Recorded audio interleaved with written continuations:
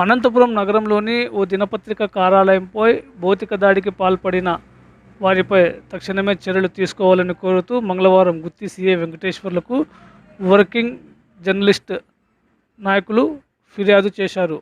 ఈ సందర్భంగా working journalist union నాయకులు మాట్లాడుతూ చట్టాన్ని ఉల్లంఘించి భౌతిక దాడులకు పాల్పడడం ఎంతవరకు సమంజసమని వారి సందర్భంగా పేర్కొన్నారు. ఇలాంటి ఘటనలు మరోసారి పునరావృతం కాకుండా ప్రభుత్వం గట్టి చర్యలు తీసుకోవాలని వారు డిమాండ్ చేశారు. అనంతరం డిమాండ్లతో కూడిన వినతి పత్రాన్ని సీఏ వెంకటేశ్వర్లకు అందజేశారు. ఈ కార్యక్రమంలో గుత్తి మండల వర్కింగ్ జర్నలిస్ట్ యూనియన్ నాయకులు గద్దల మస్తానప్ప, గోవిందు, అబ్దుల్, నరేష్, రమేష్, విశ్వనాథరావు, పెద్దయ్య, బాచి, భాష, రామకృష్ణ, కాదర్ భాష, హరి, జలీల్, ఎన్టీవీ రఫీ తదితరులు పాల్గొన్నారు. రాష్ట్రంలో ప్రస్తుత పరిస్థితులు చూస్తే ఎక్కడ చూసినా కూడా మీడియా మీద దాడులు జరగడం, మీడియా సంస్థల మీద దాడులు జరగడం జరుగుతున్నాయి. ఒకవేళ ఎక్కడన్నా కానీ ఇల్లీగల్గా ఏమన్నా జరిగినా దాన్ని చట్ట ప్రకారం పోవాలి తప్ప ఇట్లా భౌతిక దాడులు పాల్పడడం అనేది తప్పు. ఏదో ఒక మీడియా ఛానల్లో ఎవరో ఒక వ్యక్తి వచ్చి మాట్లాడినదాన్ని మీడియా సంస్థకి లేకుంటే ఆ వ్యవస్థకు అంతా కూడా ఆపాదించడం అనేది చాలా తప్పు. దాన్ని బేస్ చేసుకొని మిగతా వాళ్ళు కూడా దాన్ని రెచ్చగొట్టే ధోరణిలో మాట్లాడడము, దాన్ని బేస్ చేసుకొని కొంతమంది వ్యక్తులు మీడియా సంస్థల మీద దాడి చేయడం, భౌతిక దాడులు, అక్కడ ఎవరన్నా ఉన్నా కూడా వాళ్ళని తిట్టడము, దుర్భాషలు ఆడడము, ఇవన్నీ తిరిగిన ప్రజాస్వామ్యంలో ఇవన్నీ ఉండకూడదు. మరి ముఖ్యంగా పత్రికా వ్యవస్థ అనేది ఇది 4వ స్తంభము.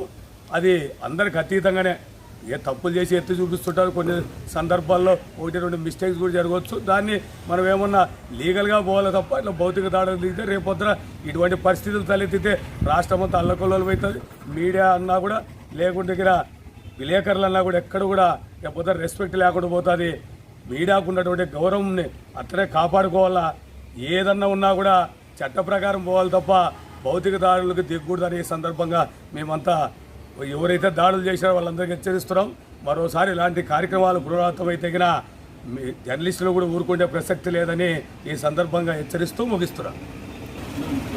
ఈనాటి సమాజంలో ప్రత్యేకమైనటువంటి స్థానం, గుర్తింపు, గౌరవం కలిగినటువంటి వ్యవస్థ ఏదైనా ఉందంటే పత్రికా వ్యవస్థ. ప్రజలకు ఏదైనా సమస్య వస్తే ప్రజల యొక్క అభిప్రాయాన్ని, ప్రజలకు సంబంధించిన ఇబ్బందుల్ని సమాజం దృష్టికి తీసుకెళ్లడంలో పత్రిక చాలా వరకు కీలకమైన పాత్ర పోషిస్తుంది. అయితే దురదృష్టం ఏంటంటే గత 2-3 దశాబ్దాలుగా ప్రత్యేకించి పత్రికా రంగంలో కూడా రాజకీయాలు జపించబడ్డం, ఆ రాజకీయాలు గ్రూపులుగా తయారు కావడం, దీనివల్ల ఎవరు అధికారంలోకి ఉంటే వాళ్ళ పెత్తనాన్ని చూపించుకోవడం కోసం పత్రికా రంగంలో గ్రూపులు తయారు చేయడమే కాకుండా వాళ్ళ యొక్క అభిప్రాయాన్ని జనం అభిప్రాయంగా చెప్పడానికి ప్రయత్నం చేయడం అనేది దుర్మార్గమైన పద్ధతి. ఈ క్రమంలోనే పత్రికలపైన వివక్షత తయారవుతూ ఉంది. అయితే పత్రికా రంగంలో పనిచేస్తున్నటువంటి కొంత నిజాయితీ కలిగిన వ్యక్తుల వల్లనే ఈరోజుకి కనీసం అక్కడ కూడా విలువలు ఉన్నాయి. అయితే ఈ మధ్య జరుగుతున్నటువంటి పరిస్థితులన్నీ కూడా పత్రికా రంగాల్లో పనిచేసేటువంటి వ్యక్తుల యొక్క ఆ వ్యక్తిత్వాన్ని హననం చేసే విధంగాను, పత్రికలకు సంబంధించినటువంటి ఆ విలువల్ని పతనం చేసే విధంగా తయారైన ఈ విధానం కరెక్ట్ కాదు. ఏది ఏమైనప్పటికీ పత్రికా రంగం మీద రాజకీయ పార్టీలు తమ యొక్క వ్యక్తిగత ప్రయోజనాల కోసం రంగులు పోయడం, గ్రూపులు తయారు చేసి పత్రికా అధిపతుల్ని, పత్రికల్లో పనిచేసే విలేకరులని కేసుల్లో ఇరికడం, ప్రత్యేకించి సంస్థలపైన దాడులు చేయడం అనేది సరైన విధానం కాదు. ఈ విధానం అనేది పత్రికా రంగ స్వేచ్ఛకి భంగం కలిగించడం, పత్రికా విలేకరుల యొక్క హక్కులను హరించడమే అవుతోంది. కాబట్టి ఈ విధానం సరైనది కాదు. ఈ పద్ధతిని మార్చుకోవాలని చెప్పి అన్ని రాజకీయ పార్టీలకు కూడా గుత్తి మండల వర్కింగ్ జర్నలిస్ట్ తరపున పిలుపునిస్తూ ఉన్నాం.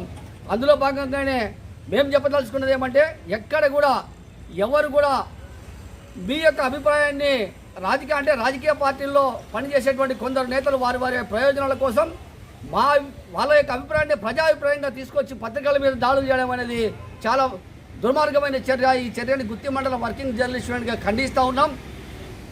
అందులోనే భాగంగానే ఈరోజు మేము గుత్తి సిఐ గారికి వినతి పత్రం ఇవ్వడం జరిగింది. సాక్షి కార్యాలయం పైన దాడి చేసినటువంటి వ్యక్తులు ఎవరైనా కానీ రాజకీయాలకు అత్యంతంగా వారిని వెంటనే అరెస్ట్ చేయాలని చెప్పి ఈ సందర్భంగా మేము డిమాండ్ చేస్తూ ఉన్నాం.